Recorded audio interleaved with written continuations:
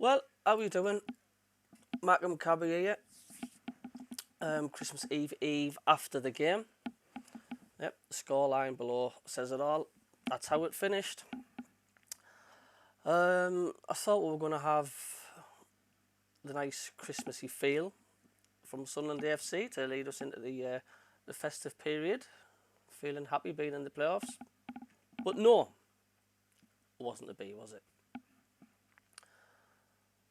The first 20 minutes or so, Gary Bennett was doing the commentary as well. He was like saying the warning signs were there. We looked disjointed. We don't look like we're together. Something was just not quite right with the team. Plenty passing, but it was the same backwards and sideways, backwards and sideways. We didn't have that killer oomph going up front. And of course, Jack Clark, he went up, swerved shot, had a lot of power in it, the keeper parried it, straight to Bar, who, I don't know what he was playing at, even a side foot, either side of the keeper, he could have turned around and put his arse on the ball, and either side it would have been 1-0. And he ballooned it, not just an inch over the bar, but it was nearly into Rowe's head. It was like, you just don't miss chances like that when you're desperate to get these wins on the belt. And to me, that was the game changer.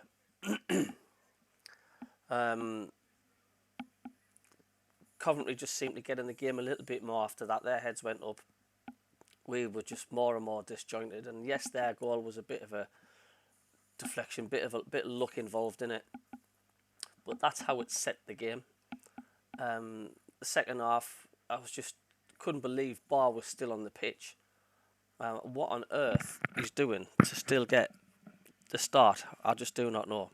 Answers on the postcard if you can. But need changes, and it was all Sunderland second half. Once again, a lot of possession, not really digging out with it. And then Coventry got up the other end, practically the first attack of the second half, and they made it look so easy. Bang, 2-0. And to me, that was game over. And at 3-0, the team was just falling apart, as if they weren't falling apart already. And the stadium tonight just totally emptied out. Totally emptied out. It was like 41,000 turned up tonight, to this afternoon, should I say. You know, they're probably skint after spending all the money on Christmas and stuff, but they still turn out in the droves to support the lads. Talk about the bounce effect from a new manager. Well, I've seen more bounce than an alley banker used to playing with a schoolyard, if you know what they are. And then he brings the subs on, and we're 3-0 down. I mean, seriously? And fans were chanting for Tony Mowbray. I mean, away, man. I mean, there was a couple of dodgy performances under Mowbray and all. You know what I'm saying? I'm not like letting him off the hook completely. But we have to remember that there were some really dodgy performances under Mowbray. But I don't know, you just look at the league table, right? And people are saying like, oh, we're not too good. We're too good to go down this and that and the other. But how many points are we ahead of the bottom three? I mean, it's amazing how quick Sunderland can drop into a rut. If we didn't strengthen this squad in the January transfer window. I mean, Norwich City are above us, and they've been absolutely awful. Do you know what I mean? Same with Watford. We're on 33 points. 13 points ahead of the bottom three. Queen's Park Rangers get a few wins under the belt, and we keep losing and losing and losing. Amazing how quick we can get dragged into it. And at the minute, I just get the same vibes around the club where, I tell you what, someone put a real good comment on here. on the on the socials. Hopefully I can find it again.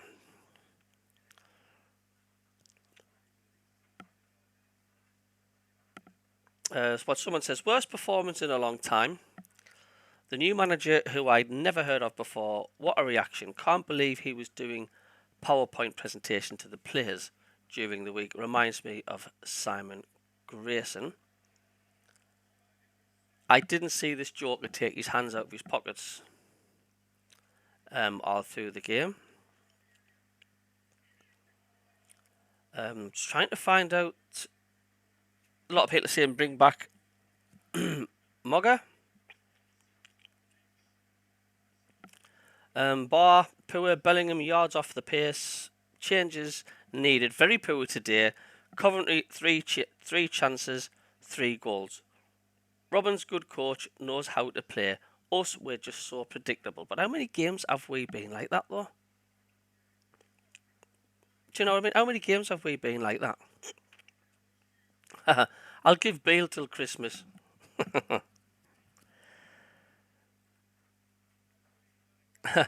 Only Sunderland can point a manager where it's where it's Grayson, Parky, and I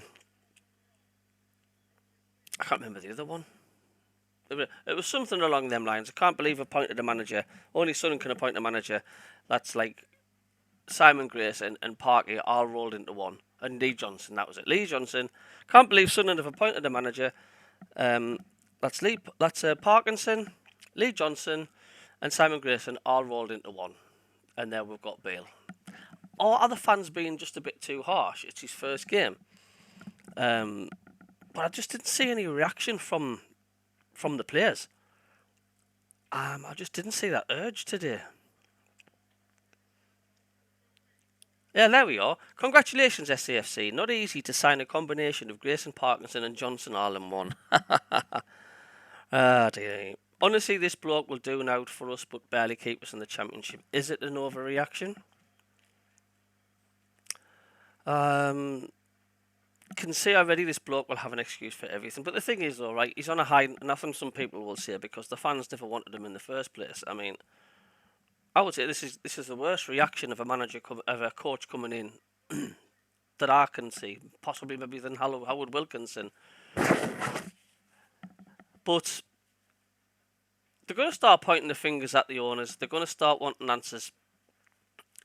If we don't get a decent striker and these owners start showing us some ambition, what this club intend to do, and because at the moment all I see is the owners are just satisfied quite nicely of us just staying in the Championship, because there's something going on. I mean, remember a couple of years ago, we got a chance. Roy Keane coming back, he had an interview, he weren't happy, he walked away.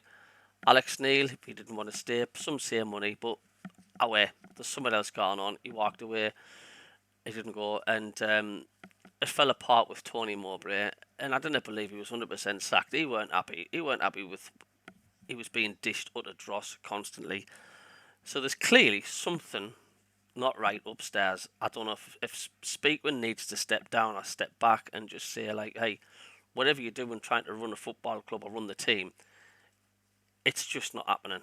Do you know what I mean? You're just constantly going against the fans. That's what it seems to be. You know, they're just... all the fans are crying out, striker, striker, striker, striker. And on the social medias and stuff, like, it's don't get rid of Mowbray and all that. We've played some of the best football and that. It's like they're not even listening to what we're saying. They're just going to go ahead and do it. And it is a quick turnaround because we've got Hull away from home. Another team that's not doing too bad. They're sitting in the playoff spot. I don't know. It's just it was just depressing today. Just lost for words. I feel sorry for the fans. That's paying the money to watch that, because I mean I didn't get excited about anything. It was just frustration. But if the clock is ticking for the owners and Speakman, if they didn't sort this out, we want to see something in the transfer window. It's just any ifs and buts about that. It's been screaming out for a striker, especially since Stewart's left. We cannot carry on the way we are going, because anybody who thinks we're too good to go down, give your heads a shake, because we're not.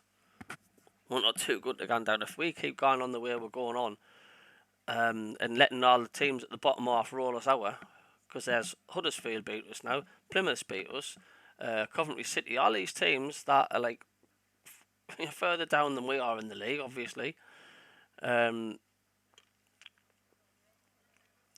It's just, it's not good enough. And if they didn't turn it round, we can soon slip into the vortex of the right bottom end of the table. Don't get me wrong. Of course you can. And they need to sort it fast.